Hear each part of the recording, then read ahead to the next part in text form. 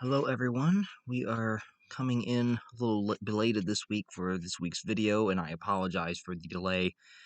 As of earlier this week, I had tried to do this video beforehand, but unfortunately the computer decided to have a little bit of a fit that day, and it ended up messing up what had been recorded, and it didn't record the last 10 minutes even though it had been done. So at that point that day, I'm like, okay, I'm not doing this over again. I just did it once. I'll do it later in the week.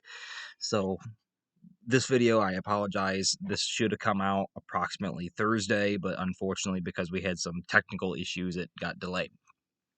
So for the video, for what would have been technically last week, since today is Sunday, what would have been last week would be on a topic that I feel is something that most people have been brought up before in history class when they were in school. It's maybe not something that everyone remembers, but it should be a popular image, I think, ingrained in the public mind when we think of like ancient history. In fact, this is probably the furthest back topic I believe that we've ever covered before on this channel, and that would be the Greco-Persian Wars that occurred between the years 492 and 449 BC. So for once, we're in the BCs. That is a big jump. So, I mean, this is not really a conflict I feel is hidden in any way. Most people, especially when you go through school, when you in middle school, particularly, and even through ninth grade, when you're learning about ancient history, it's very common that at some point they will discuss the whole conflict between the Greeks and the Persians, and Xerxes and Leonidas and all that story. And it's something that I feel most people had discussed before, but maybe they forget over time and they just need a little bit of a refresher, but they know some of the basics. But it's something that I felt would just be good for a fill-in topic for this week to move on into. So we're going to go ahead here and go over what exactly these wars were. We'll go over exactly how they started. We'll go over a brevity of the major events that kind of play into it and the ending. So we'll go along in that order. So in order to understand how the Greco-Persian Wars even come about, you have to understand who are the Persians in particular. Most people know who the Greeks are. The Greeks, of course, developed the ancient civilization on what is now Greece. They had preceding civilizations of the Mycenaeans and the Minoans beforehand, and they had, of course, developed what is commonly called the cradle of Western civilization, where a lot of the basics of Western society are attributed to having many of their foundations in ancient Greece, particularly that of democracy, is of course attributed to the Greek city-state of Athens, which of course Athens is still around. It's the capital of Greece to this day. But what about the Persians? Many people, I don't think, have an idea of who are the Persians and where do they come from. Well, the Persians, or Persia, actually existed, I would say, up until the end of World War II. The region that was Persia, but it's still around today, it's just changed names, would be Iran. Iran used to be called Persia. Of course, this was back when tensions with Iran were not so high and they didn't have a theocracy ruling them and all that messed up crap. So Persia is, when we were thinking of Persia, we're thinking of around the Iran Middle East area, around that area, Iran, Iraq, we're thinking of that area. And the Persian Empire didn't actually come about. Mind you, the Greeks have been around at this point since at least 1400 BC, so about 1400. And the Persian Empire doesn't actually come about until 559 BC, so only about 50 years before they came into conflict with the Greek city-states. The Persian Empire was founded by King Cyrus II, who Cyrus is also known as Cyrus the Great, excuse me, and he founded what we call the Achaemenid dynasty, because if you go through the history of the Persian Empire, although they existed for an extremely long time, they've had like 3 different iterations of the Persian Empire. The first was the Achaemenians, or the Achaemenid, and that would last until roughly, I wouldn't even say roughly, it lasted until Alexander the Great came in with his Macedonian Greek army and conquered the Persian Empire by annihilating them at, I think, Gaugamela, however they say it. I think that was the battle that he was killed in. The Persian Emperor Darius III was killed. We conquered the Persian Empire. Of course, later on, the Persians kind of got free again. They formed the Parthian Empire, which was a hindrance to ancient Rome. And then eventually the Parthians were replaced by the Sassanids, which would rule Persia up until the dawn of the Islamic religion. And then there'd be all kinds of caliphates and stuff. And the Mongols, I believe Timur or Tamerlane would also conquer around that area. There'd be all kinds of other empires that would succeed it that would also claim to be successors of the Persian Empire. So with this one, we're talking about the Achaemenians. And Cyrus II started this in 559 BC. He united Persia under one empire. He would spend the most of his remaining life extending Persian rule as far as he could. By the time he died, the empire stretched all the way from the India's Indus River Valley in the east to the Aegean Sea in Asia Minor in the west. Now, the Aegean Sea is that little sea in between Turkey and Greece. That is where that is. And Cyrus might be familiar to some of you if you are at least devout Christians and might have read the Old Testament, or even those in the Jewish religion, of course, would probably know Cyrus as well, because of the factor that he is the one attributed to allowing the Jews to go back to, well, not even the Jews, I should say, but I should say the Israelites. I don't know if they were quite Jews yet, but he was the one that allowed the Israelites to return to what had been the kingdom of Judah back to Jerusalem, where they had been in captivity by the Babylonians ever since the Babylonians came in and took them. And Cyrus actually conquered Babylon and managed to send them back. He was also the one involved with the whole story of Daniel in the lion's den, where he was Daniel's friend that had kind of been tricked, and he was the one that had sent Daniel in there only to realize his mistake and then come in there and be amazed by the miracle of the lions not mauling him to death. But that was Cyrus. So those of you who are Jewish, those of you who might consider yourself Christian, though that might be a figure you might be a little bit more familiar with. Other than that, you probably don't know him that well. So in 546 BC, the Persians began conquering several Greek city-states in what is in Asia Minor, in what is now Turkey. Think of where Turkey is. That is Asia Minor.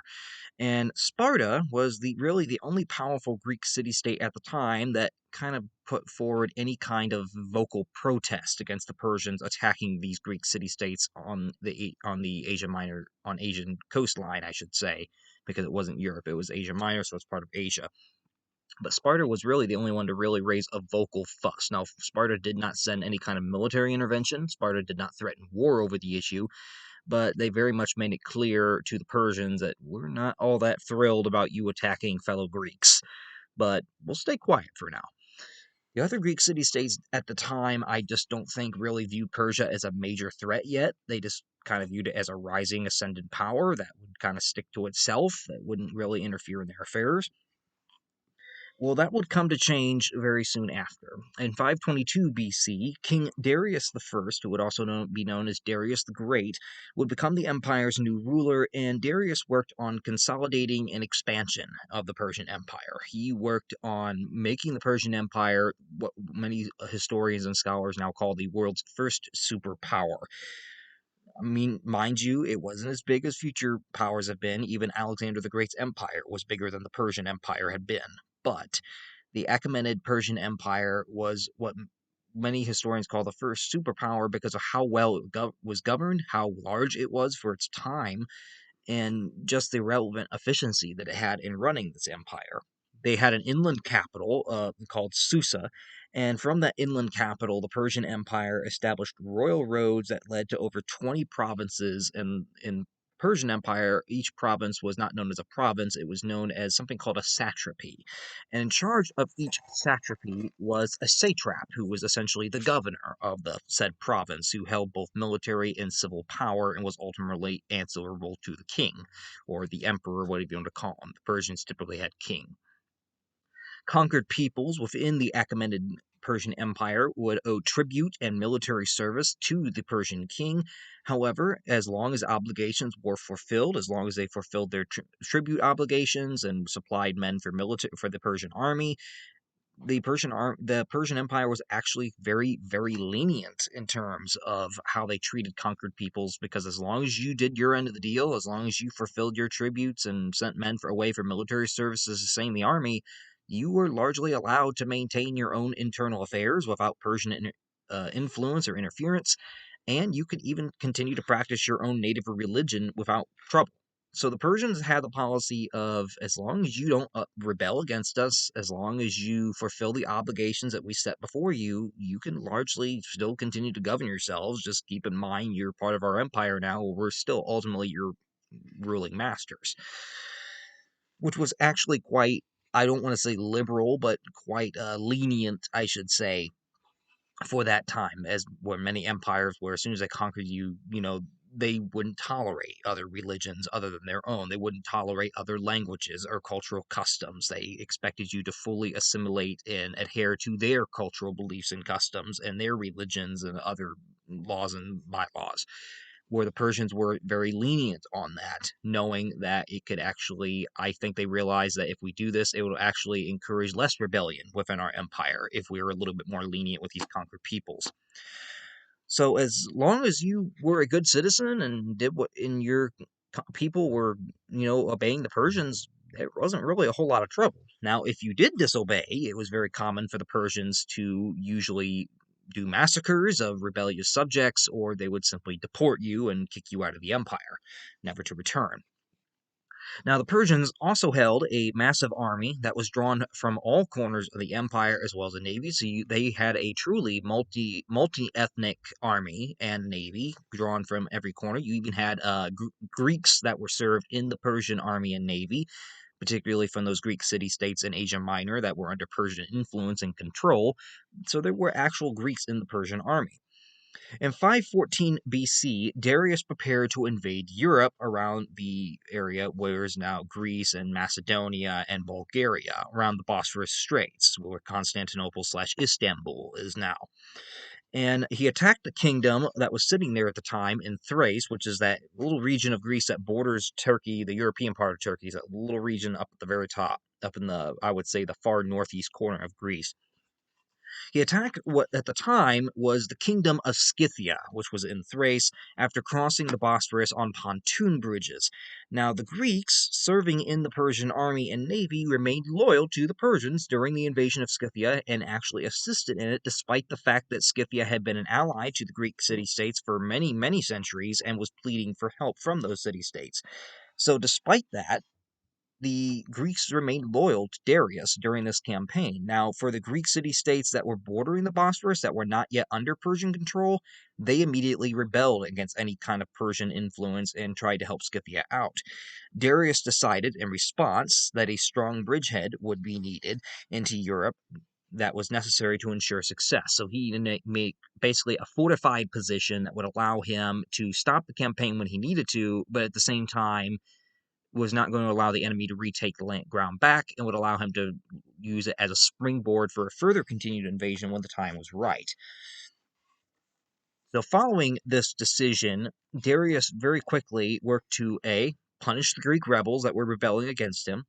He also had a new satrapy established in Thrace that separated the Scythians from their allies in Greece.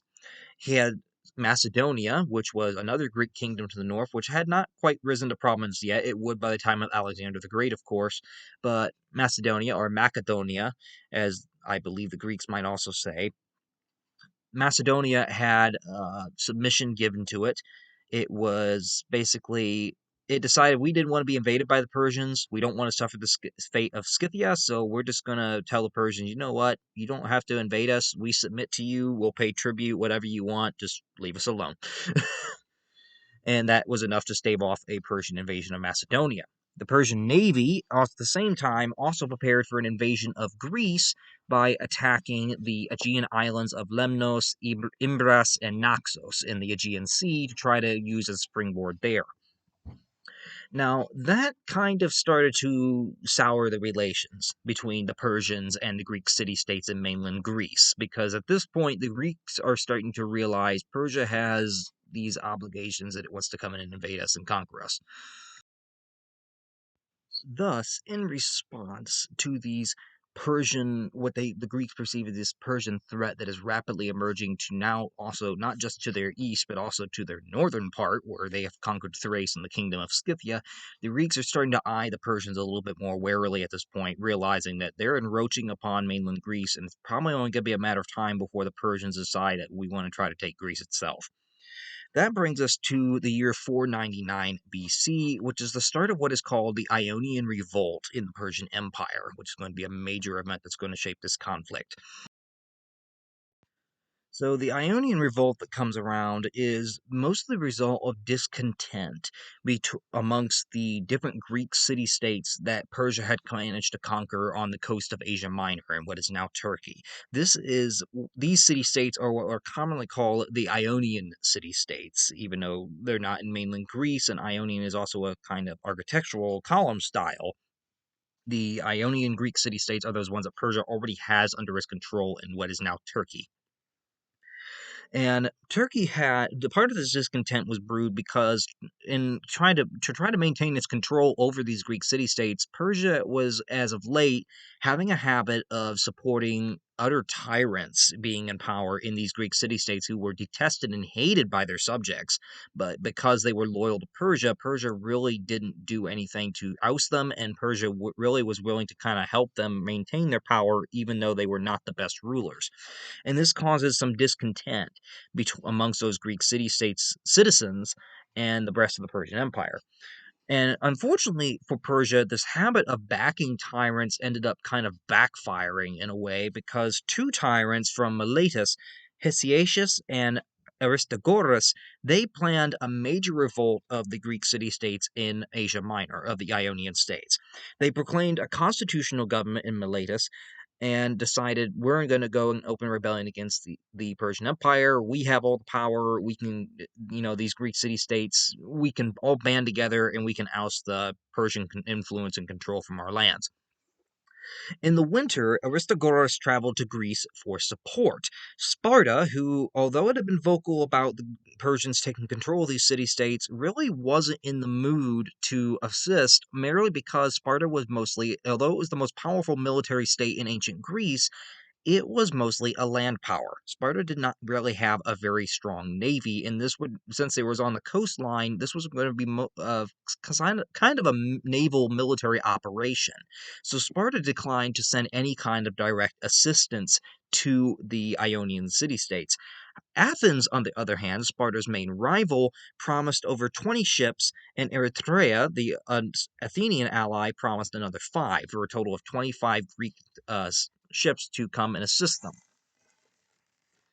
The ships arrived in 498 BC. It landed in the Ionian city-states and then proceeded to burn and capture the satrapy capital of Sardis from the Persians. This inspired uprisings in the remaining Greek Ionian city-states of Asia Minor, including those in the Bosphorus, the Hellespont, Caria, and Cyprus.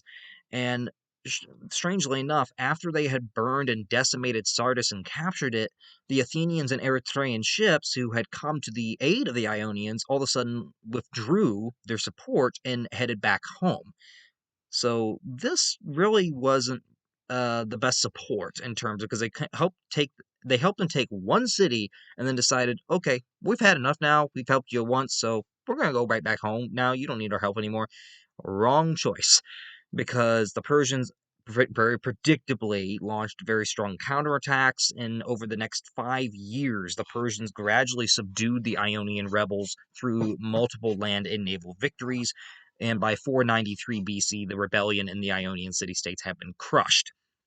The Greeks, through the process of this Ionian rebellion that occurred, had kind of bought themselves some time to stave off a Persian invasion and learn that cooperation and coordination would be needed if the Persians actually invaded. Since the coordination and cooperation had not worked the best during the Ionian revolt, and the Ionians were ultimately crushed and defeated, they kind of learned that's going to be essential to defeating the Persians in the future should they invade. And at the same time, it delayed Persia's plans to launch an invasion of Greece a little sooner, because now they got this rebellion at home going on. That brings us to the year of 490. Darius ended up after the Ionian rebellion was crushed and the revolt was done and over with, Darius decided that he was going to punish mainly the ringleaders of the Ionian rebellion in Asia, either A, by executing them publicly or by deporting them. Quite surprisingly, he was very liberal with how he dealt with the Greeks, with the Ionian city-states as a whole, because with a majority of them, he settled the state with the states by allowing democratic government and only a modest tribute rate. He settled very liberally with the Ionian states, despite the fact that he had rebelled against the Persians' rule. Why? Well, you got to think of two reasons here. A, Darius wants to invade Greece now more than ever because now he wants to exact punishment on Athens and Eritrea for interfering and actually assisting this rebellion against the Persians. So he wants revenge against Athens and Eritrea, so he wants to launch this invasion of Greece. He cannot run the risk of another revolt running back at home, so how do you prevent that? Well, since this discontent that Sparta had spawned in the cities, I'll punish the ringleaders how I choose, of course, but with the common people, let's let them off easy so that they don't have reason to really rise up again against us. And the other reason was that the Greek city-states on the Ionian coast, of course, were still sending military forces to be part of the Persian army, and he would need access to their naval experience for his Persian navy if he was going to do any kind of invasion of Greece. So, of course, he was going to be willing to be a little lenient with the people just to gain their trust back very quickly so that he could go ahead and launch this invasion of Greece with the proper military units and at the same time not have to run the risk of having to rush back home and deal with a rebellion breaking out there again. So when the Persian troops extended Persian rule to the border of Macedonia, envoys were then sent to the free Greek states in the south in the mainland Greece.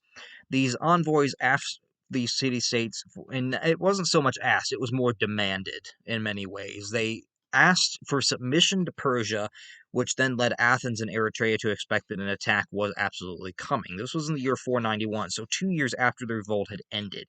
At this point, the Persians are giving the free Greek city-states an option. Either submit and accept the Persians as your new overlords and your new masters, or it will be war and we'll crush you. Take your pick. Sparta and Athens recognized the new threat of the Persian Empire that was probably about to launch a major invasion of the Greek homeland, and decided that for a very brief period, they would put aside their rivalry and wars to confront the Persian threat together. Now, while Athens and Sparta were officially allies during the Greco-Persian Wars, they did not always, at least in this first instance, work coordinated hand on hand. They each kind of did their own military planning. Each of them kind of sent their armies where each of them wanted to send it. There was no united action that each of them did like together, not in the first one at least.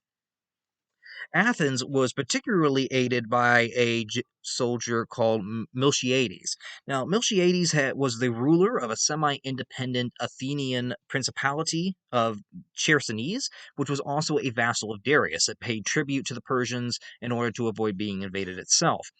And Miltiades had actually fought with the Persians in Scythia, so he was very familiar with Persian military battle tactics. He knew how the Persians would operate, he knew how the Persian army worked, he knew what kind of armor they wore, what kind of weapons they used.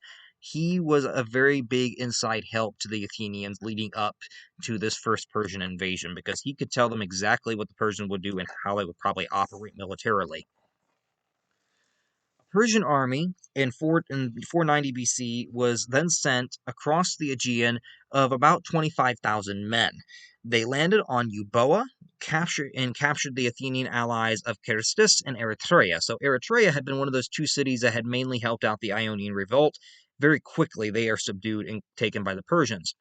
In September of that year, the Persians landed unopposed at the plain of Marathon in northeast Attica, which is the Greek province that Athens is in.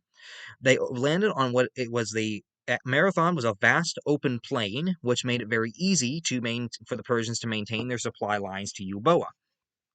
The Athenian army was in Athens at the time, and they were actually prepared for repelling a Persian naval landing, and they had a fleet ready to attack at sea. So the Athenians are kind of caught off guard by this Persian landing at Marathon because they're expecting that the Persians are going to try to make a direct naval invasion at mainland Athens on the coast. They don't think that the Persians are going to land a force to the north and try to come down.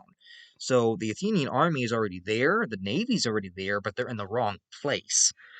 Now, upon the news that the Persians had actually landed at Marathon just a couple miles to the north, a runner was then sent to inform Sparta of the invasion.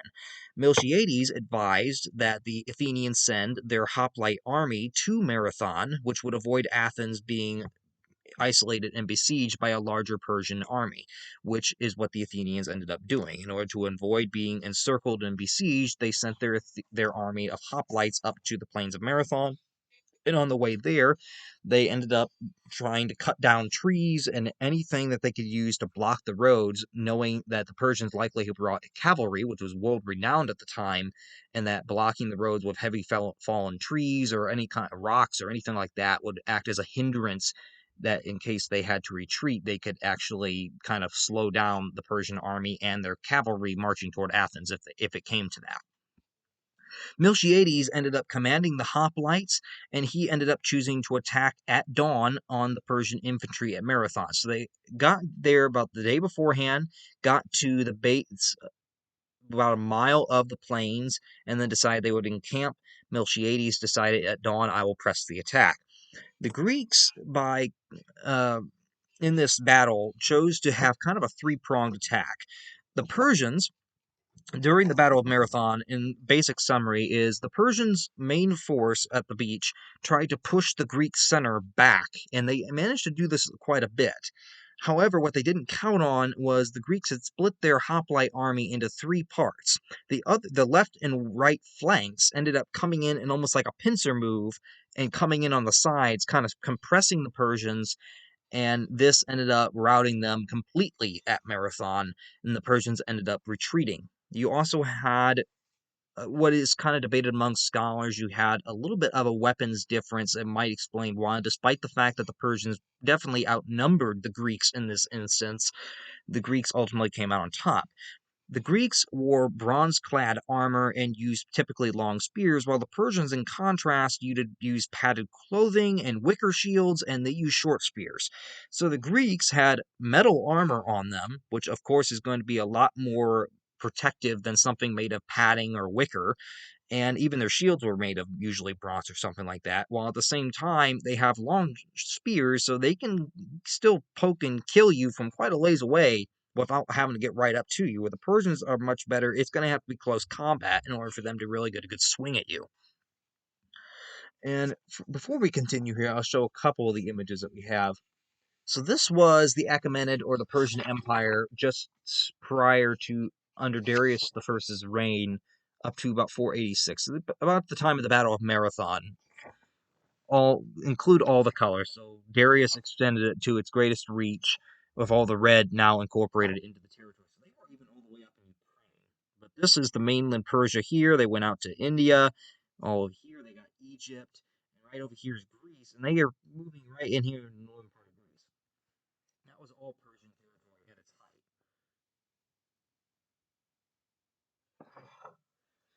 height. So here we also have a map of the Aegean Sea showing the location of during the Ionian revolt. So this is the Aegean Sea. This over here is Greece. Mainland Greece is over here, and then over here you have Asia Minor, which is now Turkey, of course. Up here is the Bosporus Straits. And all of the Ionian revolt mostly occurred over here in Asia Minor.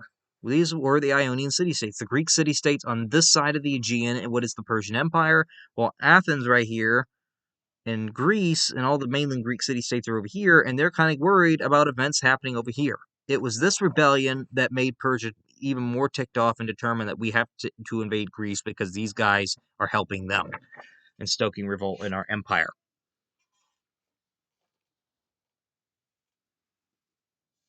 And then here we have an image of what the basic tactical map of the Battle of Marathon would have looked like in 490. So what we kind of said happened, of course, was the Persians landed here at a beach. It was a big plain on a beach that they had landed on. And they try to push the Greek center back, and they do manage to do this a little bit. As we can see, the Greeks advanced forward, and then they got pushed back a little bit. But at the same time, these two left and right flanks come in and kind of do a pincer move once the Persians move forward, and it ends up crushing them. because, as you can see, the Persians ended up putting all of their forces toward that center.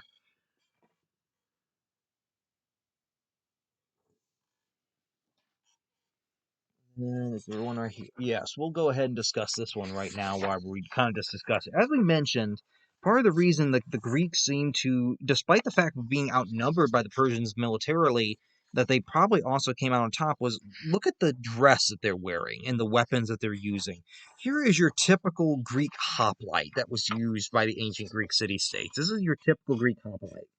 You have long spear, long phalanx, or I don't know how they say it, but what's called a long spear. We have a long spear that they would typically use. You got armor that is got some metal on it, especially like the helmet here. The shield's probably got some metal or leather cladding to it. Their greaves definitely have it. They're much more heavily armored. I mean, they're not like an armored knight, but they have a lot better protection on them and are able to strike a little further distance away. For example, here's how a hoplite might have swung or jabbed at an opponent with their long spear. You could do an underhand move while guarding your body with your shield. You could do the same move by going overhand and even throwing the thing like a javelin. But you could keep your shield next to you to kind of protect your body while at the same time still poking the enemy from afar. Now, take this image and compare that here with these Persian soldiers who may even be the Persian immortals, which were Persian elites. So these would have been very rare, even if that's what these are. But just look at the outfits. These guys have metal. These guys do not have metal on them. These guys, maybe their shield in this case, maybe the shield. This probably is not a wicker shield, but this is all padded clothing.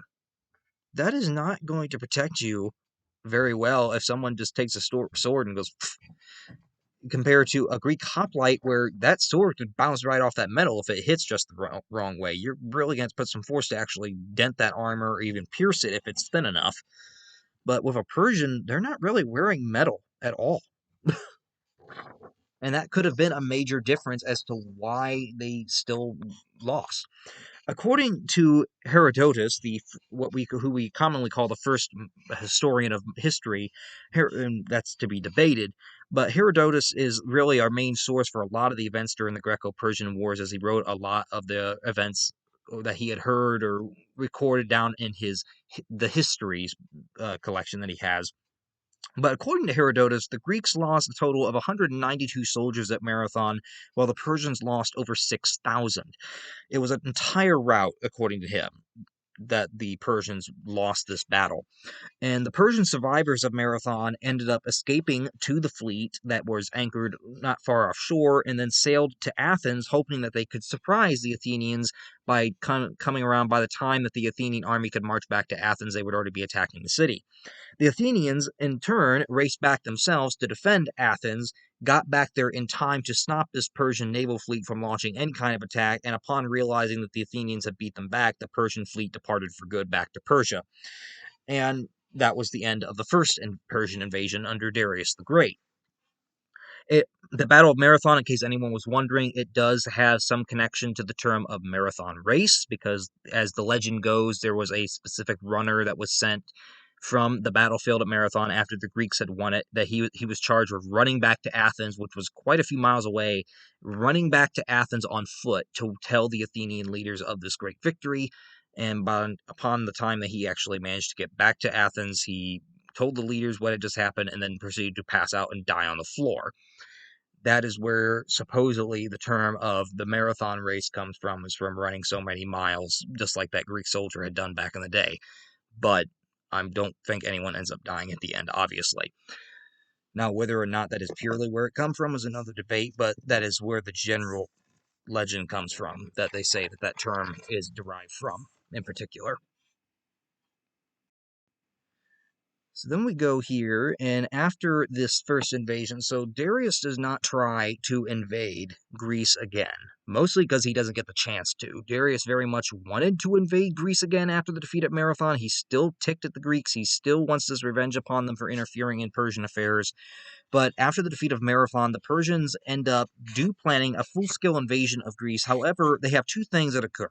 One is there's another revolt that occurs, this time in Egypt, that kind of takes the Persian attention away, and they can't really divert the military forces away to do another full-scale invasion of Greece.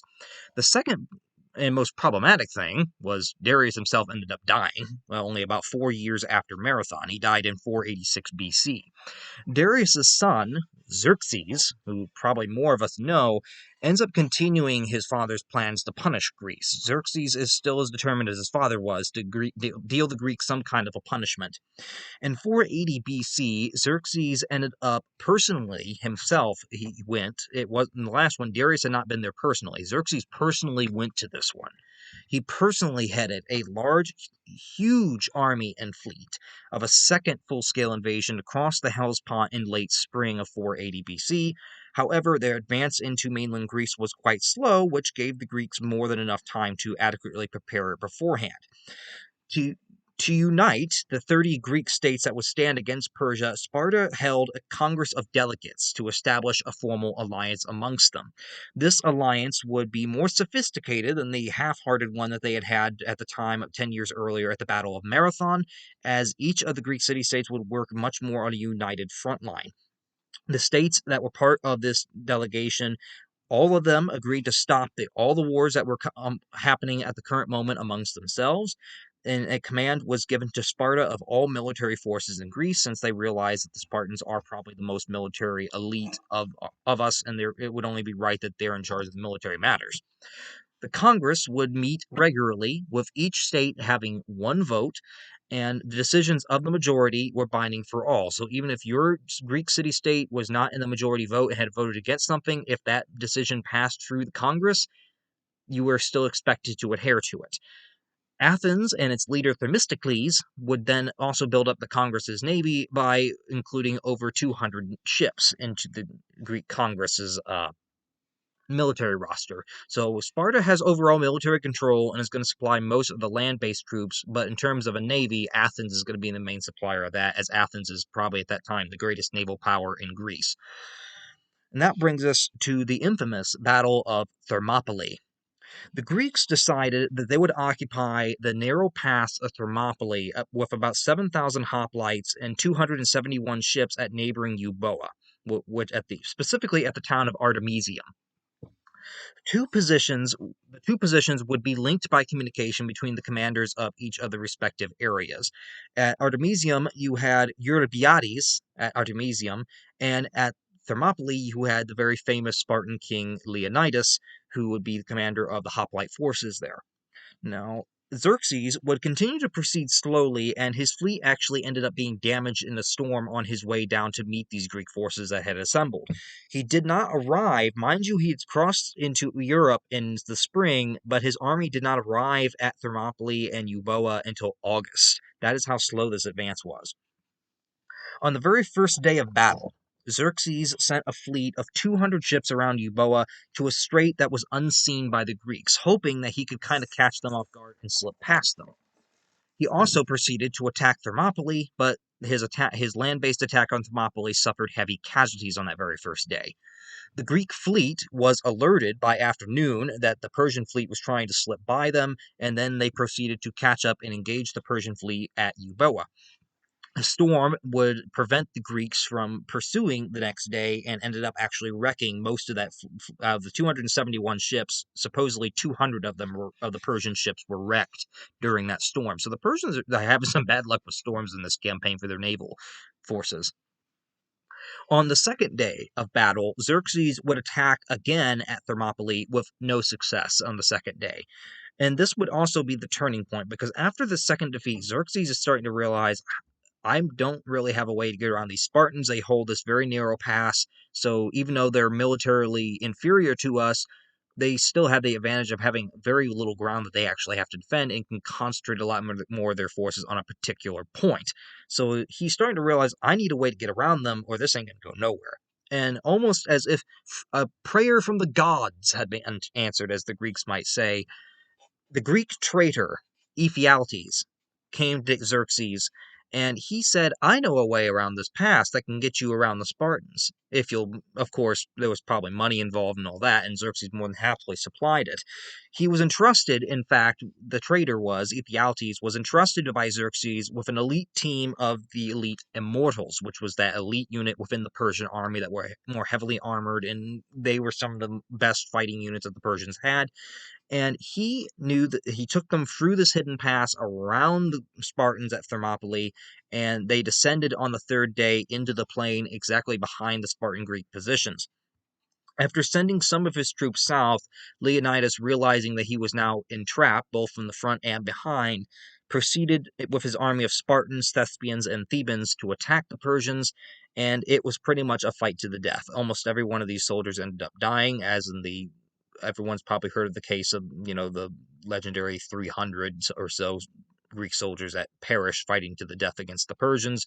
Whether or not how much of that is true is one thing, but yes, they did all fight to the death, and most of them did die, with the exception of the Thebans, who during the middle of battle ended up surrendering to the Persians, and that kind of got the rest of the city of Thebes punished by the reigning allied Greek city-states, who started to refer to the Thebans as cowards after that point for having done so, for having betrayed Leonidas and his men. The Persian victory at Thermopylae and a naval attack at sea also convinced the Greek forces to retreat from Euboea. They would need to fight the Persians in narrower waters if they wanted to defeat the Persian fleet once and for all, and possibly dig a decisive blow at the Persians. So the Greek fleet would leave Euboea and take station at the Straits of Salamis in turn. And I'll show you with this map what has basically just occurred. So Xerxes came in here. He has come in here from the coast, and this is Euboea. So the naval battles are occurring around here. This is where that is occurring. While Xerxes has come in here, and this is Thermopylae. This is where he's having the big battle with the 300 Spartan hoplites and everything else, and trying to actually win a battle there. So the Spartans here are trapped at Thermopylae, and this is the narrow pass. This is where they're guarding.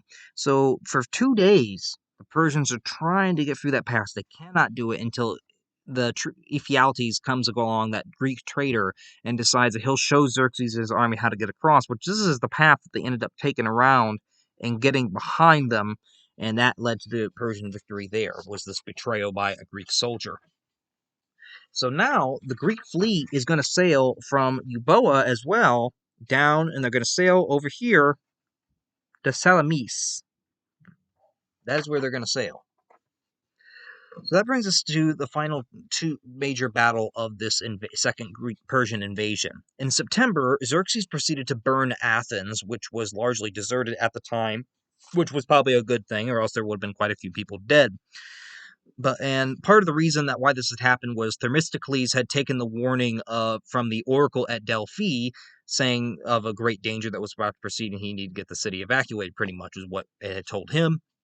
So he proceeded to evacuate the city, and by the time the Persians got there, of course, there wasn't very many people inside. Not to say there probably weren't some people that died, but the city was largely deserted when the Persians burned it. The Greek Congress decided to fortify the isthmus at Corinth and kept the fleet at Salamis in order to deter the Persians from getting into Laconia, where Sparta was.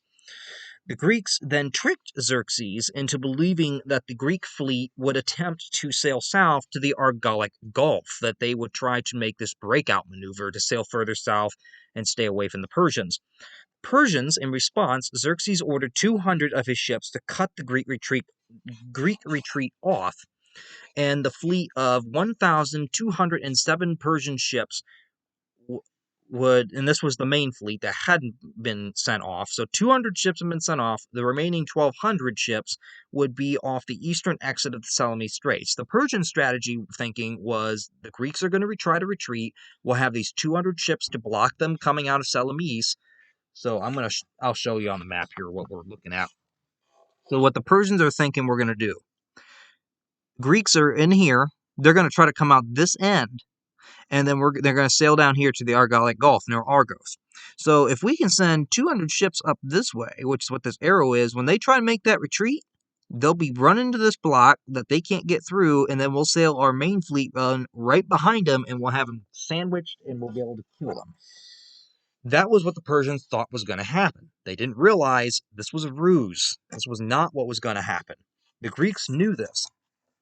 At dawn, the Greeks moved north to start feigning this supposed retreat to make the Persians think that they were retreating, and as soon as they thought they were, the Persians, of course, started moving their main naval fleet into the straits. This was going to be a problem because now you're trying to pack 1,200 ships that are quite large and built for boarding, more or less. They're not really built for sinking ships by ramming. They're built for boarding, so they need to get up close and personal. You have 1,200 Persian ships who are now trying to squeeze through these narrow straits and thinking that you're just going to sandwich them. The Greek ships, by contrast, are smaller, and they're built to ram and sink. They're built to ram other ships and sink them without necessarily having to risk boarding in a close hand-on-hand engagement. And because there's fewer Greek ships, they can actually maneuver a little better. They're not so closely packed like sardines in a can. So, as the Greeks start moving north to make the Persians think they're going to retreat, the Persians start moving their fleet into the Straits of Salamis. Another Greek detachment is then sent to occupy the 200 Persian ships that are waiting for the Greeks at the other end, so that they're being kept under control and can't come to the assistance of the main Persian fleet. And then, to the horror of the Persians who are moving into the strait, the Greek ships, very suddenly, instead of continuing north, turn right back around and start heading straight at them. And they are confronted now by 310 Greek ships that are built for ramming in close quarters. The Persians had very little room to maneuver, as we mentioned, and they were congested into the straits with over 1,200 of them, and this trick is what ultimately saved the Greeks because it worked tremendously. The Greeks had it was like a duck hunt, like shooting ducks or fish in a barrel, as we would say. Shooting fish in a barrel is what this pretty much was. The Persians could not maneuver, they could not get out of the way, and these Greek ships just had a heck of a time having their fun destroying these Persian ships and watching them run like little I'm trying to think, running like jackrabbits everywhere, trying to figure out what do we do? What do we do? What do we do? They couldn't figure out what to do. So this is ultimately what gives the Greeks this victory, this great naval victory at Salamis, because it pretty much destroys most of the Persian fleet that Xerxes had brought with him. The Persians ended up retreating in confusion all the way back to Asia and Asia Minor, and further Greek victories at Plataea and Samos forced Xerxes to abandon his invasion for good with his land forces that winter, once campaign season was over. So again, this second Persian invasion has been beaten back. Xerxes' time has also failed like his father before him, and this would be really the last time the Persians would make any major move on Greece, because then that brings us to the closing years, and it was more the Greeks really making moves at this point. Despite the Greek victories that had occurred, Sparta really did not have any desire to continue the war and campaign into Asia. It had simply wanted to defend its homeland. Once that was accomplished, they weren't really on for a war of conquest against the Persians and retribution. Athens, on the other hand, wanted to aid the Ionians again and kind of argued, the Persians just got beat by us. We can really kind of push them back and we can have them on the back pedal here. So this is our chance. So Athens and several of its allied states form what is called the Delian League to defend Greece and attack the Persian Empire directly.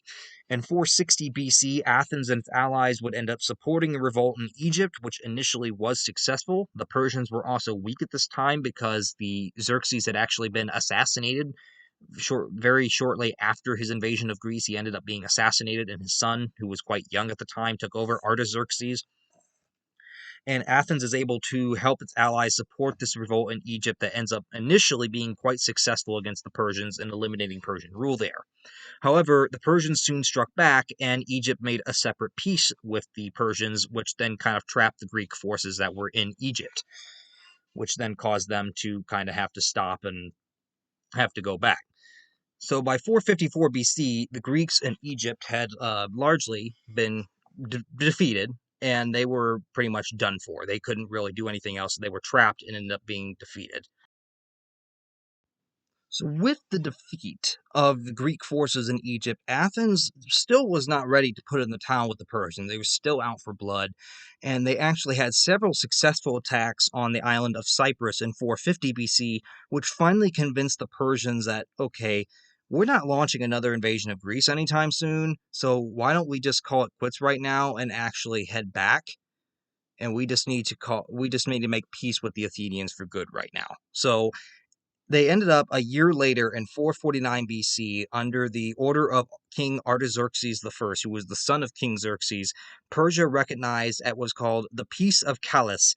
They recognized the independence of the Greek city-states for good. They would no longer try to invade them, and at the same time, they vowed that they would keep the Persian fleet out of the Aegean Sea to avoid antagonizing Greeks in any future conflict. So this ended in 449 BC, the final battles between the Greeks and the Persians.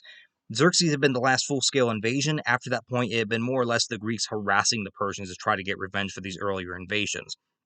After that, the Greeks really weren't ever united again the way they had been during the Persian conflict because they ended up having the problem of having to deal with each other. The Peloponnesian War broke out within about 10 years after that, and Greece came out of its golden age. It was confronted with an even worse situation than it had been before, which was a civil war amongst themselves. So that kind of concludes for our video for today. That will kind of conclude that. So again, the Persians, I mean, they tried twice to take on the Greeks and what was technically a militarily inferior power, and they still lost in both instances. And it was really the only time that the Greek city-states really worked together on an issue, because most of the time they were fighting with each other. And very shortly afterward, once the Persian threat was gone, they very quickly resumed that, which ultimately ended up kind of being their downfall. So that will wrap up for this belated video. So if anyone has any comments or any questions or anything like that, be sure to always leave that in the comment section. I'll be more than happy to go through them. For next week, I think I know which video we're going to be doing, but I'll wait till we get to it just to tell what it is. But we'll have at least a more normal video going in for the week here of Easter. So that should be pretty easy and more relaxed than what this one could have been, given that we're dealing with a topic that happened so long ago. So that will conclude for this one. So hopefully everyone has a good rest of their day or a good rest of their good remaining start to their week. And we'll see you all back here later this week for our next video before Easter. So until then, hopefully everyone remains healthy and well, and have a good week, everyone.